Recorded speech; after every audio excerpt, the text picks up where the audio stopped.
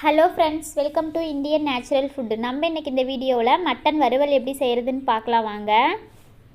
ஒரு சில பண்டிகை டைமில் நம்ம மட்டன் அதிகமாக எடுத்துருவோம். நிறைய பேர்த்துக்கு மட்டன் ஃப்ரிட்ஜில் வச்சு சமைச்சு சாப்பிடும்போது பிடிக்காது. ஃப்ரிட்ஜில் வைக்காமல் அடுத்த நாள் எப்படி சமைக்கிறதுன்னு வாங்க பார்க்கலாம். இது எங்கள் பாட்டி எனக்கு சொல்லி தந்தாங்க. எங்கள் பாட்டியோட காலத்திலலாம் இந்த மாதிரி தான் பதப்படுத்தியிருக்கிறாங்க.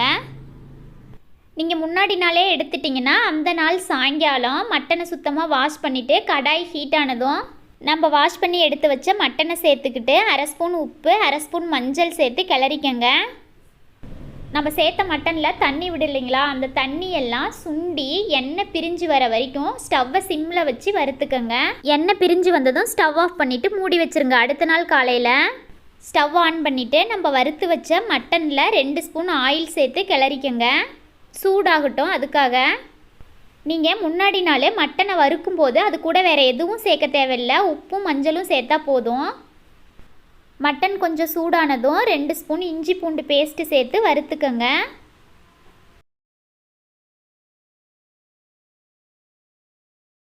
பச்சை வாசனை போகிற வரைக்கும் வறுத்துக்கலாம்.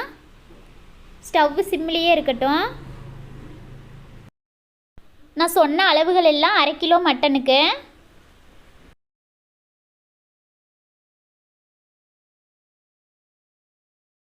வறுபட்டதும் 100 கிராம் சின்ன வெங்காயத்தை இந்த மாதிரி பேஸ்ட்டாக அரைச்சி சேர்த்துக்கங்க.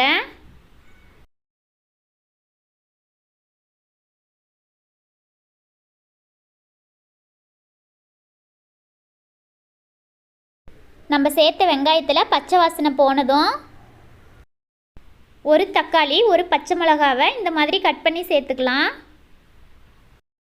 விருப்பப்பட்டால் தக்காளியை பேஸ்ட்டாக கூட அரைச்சி சேர்த்துக்கலாம்.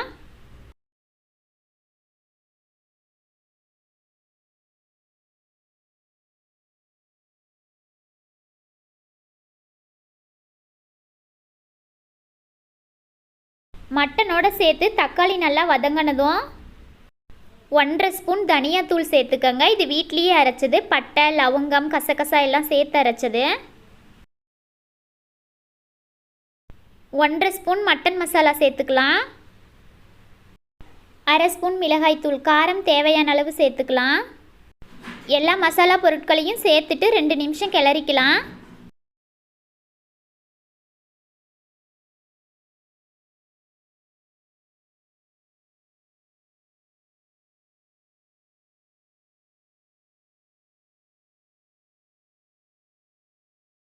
முன்னாடி நாள் மட்டனை வறுக்கும் போதே உப்பு சேர்த்துக்கிட்டோம், அதனால் இப்போ கம்மியாக உப்பு சேர்த்துக்கங்க. பத்தலைன்னா கூட பார்த்துட்டு சேர்த்துக்கலாம்.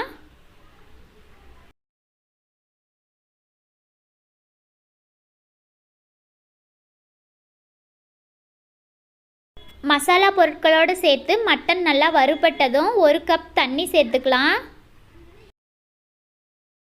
கிரேவி மாதிரி வேணும்னா 1.5லேருந்து 2 கப் தண்ணி சேர்த்துக்கலாம். வறுவல் மாதிரி வேணும்னா 1 கப் தண்ணி போதும். 1 கப் தண்ணியோட அளவு 200 mlங்க. இது சேர்த்துக்கிட்டிங்கன்னா மட்டன் வறுவலுக்கு சரியாக இருக்கும். நம்ம தண்ணி சேர்த்து 5 நிமிஷம் ஆனதும் 1/4 மூடி தேங்காவும் 1 ஸ்பூன் கசகசாவும் சேர்த்து அரைச்சி ஊற்றிக்கலாம். நல்லா கிளறி விடுங்க. ஸ்டவ்வை மீடியமுக்கு கொஞ்சம் அதிகமாக வச்சுக்கோங்க.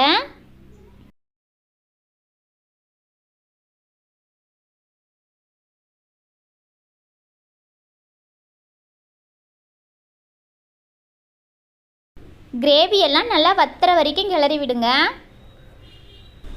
சீக்கிரமாக வத்திரும்.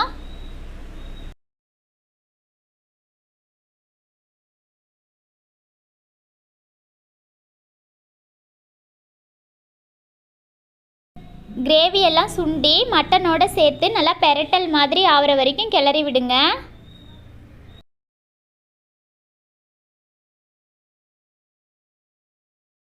மட்டன் வறுவல் ரெடி ஆயிடுச்சு. மல்லி இலை சேர்த்து 1 நிமிஷம் கிளறிக்கலாம். நம்ம முன்னாடி நாள் எடுத்த மட்டனை தான் இந்த மாதிரி வறுவல் செய்யணும்னு இல்லைங்க. இன்றைக்கி ஃப்ரெஷ்ஷாக எடுக்கிற மட்டனையும் இதே மாதிரி உப்பு மஞ்சள் சேர்த்து வறுத்துட்டு தண்ணியெல்லாம் சுண்டின பிறகு இஞ்சி பூண்டு பேஸ்ட்டு சேர்த்து இதே மெத்தடில் செஞ்சுக்கலாம். ரொம்ப டேஸ்டியாக இருக்கும். ட்ரை பண்ணி பாருங்கள்.